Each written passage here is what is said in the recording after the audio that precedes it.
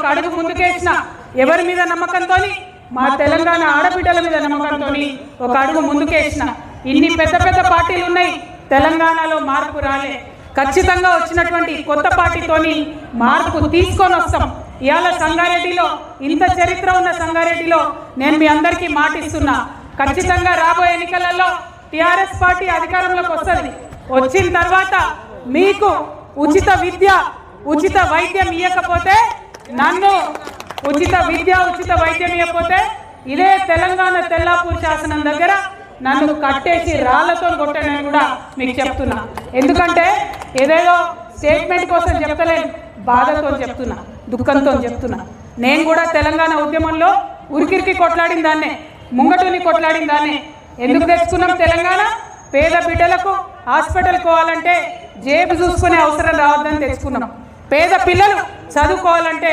ఆలోచించాల్సిన అవసరం లేవద్దని తెచ్చుకున్నాం అది రాలేదు మారలేదు మారాలనే నేను ముందడుగేసిన ఇంకొక మాట చెప్పాలి చాలా మంది మేధావులు ఇంటెలెక్చువల్స్ ఎంప్లాయీస్ ఉంటారు సంగారెడ్డిలో మనకి ఎప్పటి నుంచో ప్రాజెక్ట్ ఉన్నది సింగూరు ప్రాజెక్టు ఒక 15 ఏళ్ళు అయింది సింగూరు ప్రాజెక్టు కుంగుతుంది తెలంగాణ రాకముందేమో అదే ఉమ్మడి ఆంధ్రప్రదేశ్లో ఉన్నాం మన ప్రాజెక్టులకు అన్యాయం చేస్తున్నాం మనం 15 ఏళ్ళు అయిపోయింది సింగూరు కుంగబట్టి 5 ఏళ్లలో తెలంగాణ వచ్చింది మరి ఇక్కడ నుంచే మొట్టమొదటి ఇరిగేషన్ శాఖ మంత్రి ఉమ్మడి మెదక్ జిల్లా నుండి ఆనాడు హరీష్ రావు గారు ఉండే మరి హరీష్ రావు గారు ఉండి కూడా సింగూరు కుంగుతుంటే ఆలోచన చేయలే ఒక్క రూపాయి కూడా ఇయ్యలే ఇవాళ సింగూరు మీద ఆధారపడి 60,000 ఎకరాలు రైతులు ఉంటారు వ్యవసాయం చేసుకుంటారు హైదరాబాద్ నగరానికి తాగునీళ్ళు కావాలంటే సింగూరు నుండి రావాలి ఆనాడేమో ఆంధ్రుని తిడుతుంది మరి మనం వచ్చినాక ఏమైంది ఎందుకు మంచిగా చేసుకోలేదు సింగూరు తప్ప కాదా చేయాలన్నా వద్దా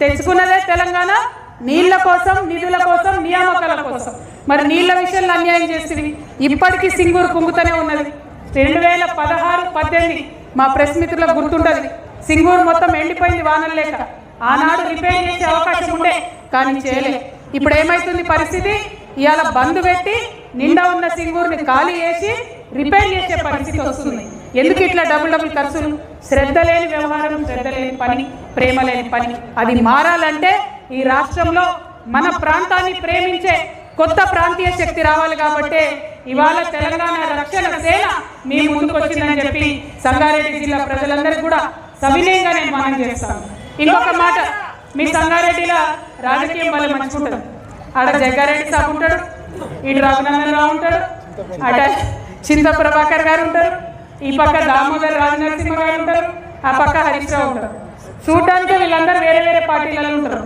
కానీ మొత్తం అంతా మ్యాచ్ ఫిక్సింగ్ కంప్లీట్ కలిసి ఉంటారు అందరు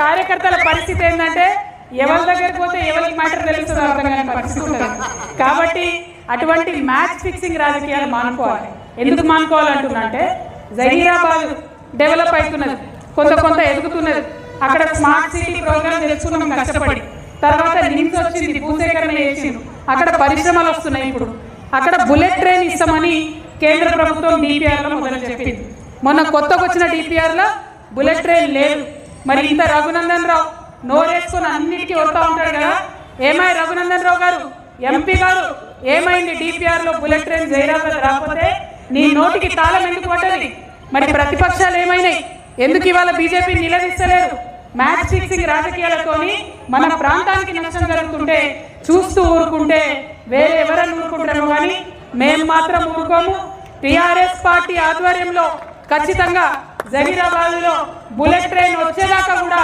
నిలదీస్తూనే ఉంటాం కొట్లాడుతూనే ఉంటాం అట్లనే పటాన్ చెరువుకు ఎంఎంటీఎస్ చేస్తామన్నారు ట్రైన్ ఎందుకంటే పటాన్ చెరువులంతా పాపం హైదరాబాద్లో ఎక్కువ పని చేసుకుంటారు ట్రైన్ వస్తే పేదవాళ్ళకి సౌకర్యం ఉంటుంది వస్తుందంటే ఇల్లు తీసుకుంటారు పేదవాళ్ళని ఇంట్లోకి వెళ్ళి బయట వేస్తారు కాంపెన్సేషన్ ఇవ్వలేదు ఇంతవరకు కూడా ట్రైన్ రాలేదు మరి దానికి జవాబుదారు ఎవరు అడిగేటోళ్ళు ఎవరు పటాన్ చెరువు ఎమ్మెల్యే ఉంటే ఏ పార్టీలు ఉన్నాడో ఎవరికి తెలియదు సంగారెడ్డిలో ఒక పార్టీ ఎమ్మెల్యే గెలుస్తాడు ఇంకో పార్టీ వాళ్ళు ఇనాగ్రేషన్ చేస్తారు ఇక్కడ ఏం అర్థం కాదు ఆందోళన మనకు మంత్రి పదవి వచ్చింది రాక మంత్రి పదవి వచ్చింది ఆందోళనలో కానీ ఆనందపడదామంటే వాళ్ళ బామర్ది గారు సింగూరు కింద ఉన్న ఎఫ్టీఎల్ లోపల ఉన్న 200 ఎకరాల ల్యాండ్ మంత్రి గారి యొక్క బామర్ది గారు కబ్జా పెడుతున్నారు ఎవరు అడగరు హరీష్ రావు గారు అడగరు జగ్గారెడ్డి గారు అడగరు, ఏ పార్టీలో అడగరు.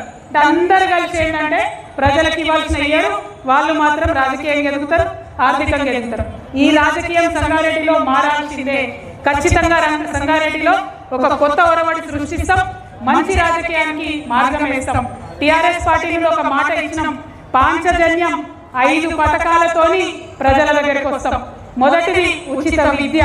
ప్రైవేట్ అయినా సరే, మీ పిల్ల ఎంత చదువుకున్నా సరే మీ జేబులకెళ్ళి ₹1 ఖర్చు పెట్టకుండా చూసుకునే బాధ్యత నాది అని మాట ఇస్తా ఉన్నా. రెండవది ఉచిత వైద్యం. ఎన్ని లక్షలు ఖర్చు అయినా, ఎంత పెద్ద రోగం వచ్చినా మన తెలంగాణలో ఏ ప్రైవేట్ హాస్పిటల్కి మీరు పోయినా రాజాల లెక్క తీసుకుపోవాలి, వైద్యం చేయాలి, ఇంటికి పంపించాలి. మాట ఇస్తా ఉన్నాం, ఉచిత వైద్యం ఖచ్చితంగా ఇస్తాం. ఇక మూడవది వ్యవసాయం. ఇలా రైతన్నలు కల్లాల దగ్గర రైతులు కష్టాలు పడుతుంటే, గుండె ఆగిపోతుంటే అడిగేటటువంటి గుండె ధైర్యం ఏ ఒక్క నాయకుడు కూడా లేదు. చాలా ఇబ్బందులు పడుతున్నారు రైతులు. వారి ఇబ్బందులను తీర్చే విధంగా ముందుండి టిఆర్ఎస్ పార్టీ నాయకులను కొట్లాడతాం. రేపు మీ దయ వల్ల అధికారంలోకి వచ్చిన తర్వాత ప్రతి ఆఫీసులో, అది ఎంఆర్ఓ ఆఫీస్ అయినా, కలెక్టర్ ఆఫీస్ అయినా, రైతుకు సపరేట్గా టేబుల్ ఉంటుంది, ఒక కౌంటర్ ఉంటుంది. అక్కడ పోయి సార్ మా వడ్లు కొంటలేరంటే జవాబుదారీగా ఉండేటటువంటి ప్రభుత్వం నడుస్తుందని కూడా మీకు తెలియజేస్తా ఉన్నా. ఇక 4వ అంశం, మా యువ మిత్రులకు, ఆడపిల్లలు మగపిల్లలు అందరూ చదువుకుంటున్నారు. ఇవాళ ఉద్యోగాలు చేసుకోలేని పరిస్థితి, వ్యాపారాలు పెట్టుకోలేని పరిస్థితి. మేము అధికారంలోకి రాగానే 4 లక్షల ఉద్యోగాలు ఒకటే నోటిఫికేషన్ మొదటి సంవత్సరమే ఇస్తామని హ్యాపీగా తెలియజేస్తున్నాం. అదేవిధంగా వ్యాపారాలు చేసుకోవాలనే పిల్లలకి 2 లక్షల నుంచి 20 కోట్ల వరకు కూడా బ్యాంకులతో సంబంధం లేకుండా డైరెక్ట్గా రుణం ప్రభుత్వం ఇస్తుంది. మీరు పెట్టుకునే వ్యాపారాలకు వెన్నుదన్నుగా మేము నిలుస్తామని సందర్భంగా తెలియజేస్తున్నాం. 5వది ఆఖరిది అతి ముఖ్యమైనది, సామాజిక న్యాయ తెలంగాణ సాధించాలి. ఇవాళ తెలంగాణ వస్తే సబ్బండ వర్గాలకు అధికారం వస్తుంది అనుకున్నాం. ఎస్సీలకైనా, ఎస్సీలకైనా, బీసీలకైనా అవకాశాలు వస్తాయి అనుకున్నాం. కానీ ఆ పరిస్థితి కనబడతలేదు. కాబట్టి ఖచ్చితంగా ఇవాళ మా రాజకీయ పార్టీల్లో పదవులు చూసుకుంటే ఎస్సీ, ఎస్టీ, బీసీలకే పెద్ద పీట మేము వేస్తాం. రేపటి నాడు మా ప్రభుత్వంలో కూడా అన్ని వర్గాలను కలిపి గౌరవ మర్యాదలు ఉండేలాగా, పదవుల్లో ప్రాధాన్యత దక్కేలాగా ప్రయత్నం చేస్తామని చెప్పి మీ అందరికి కూడా నేను మాట ఇస్తా ఉన్నాను. మళ్ళీ ఒకటే మాట చెప్తున్నా, సంగారెడ్డిలో ఉన్న మ్యాచ్ ఫిక్సింగ్ రాజకీయం పోవాలి, మన పటాన్ చెరువులో ఉన్న పొల్యూషన్ పోవాలి, జహీరాబాద్లో ఉద్యోగాలు రావాలి, కానీ పొల్యూషన్ రాకూడదు, మంచి అవకాశాలు వచ్చే విధంగా ప్రయత్నం చేయాలి. మరి మాకు ఇక్కడ ఉన్న ఇవాళ కండువా వేసుకున్న టీఆర్ఎస్ నాయకులు అందరూ కూడా మొదటి జెండాతో మొదలుపెట్టినాం, మొదటి అడిగేసినాం. చాలా పెద్ద ఎత్తున మరి ఆ చౌరస్తా, సంగారెడ్డి చౌరస్తా నుండి ఇక్కడి వరకు ఊరేగింపుగా నన్ను తీసుకొని వచ్చిన యువ మిత్రులకు, బతుకమ్మలు ఎత్తుకొని వచ్చిన మా ఆడబిడ్డలకు, మా బంజారా అక్క చెల్లెలు ఎండల కూడా వెన్నెల ఉన్నట్టు నాట్యం చేసుకుంటూ తీసుకొని వచ్చిరు. వారికి అందరికీ కూడా హృదయపూర్వకంగా ధన్యవాదాలు తెలియజేస్తూ, ఇది ఒక్క అడుగుతోని ప్రారంభమైంది. సంగారెడ్డి అంతటా విస్తరిస్తాం. జిల్లాలో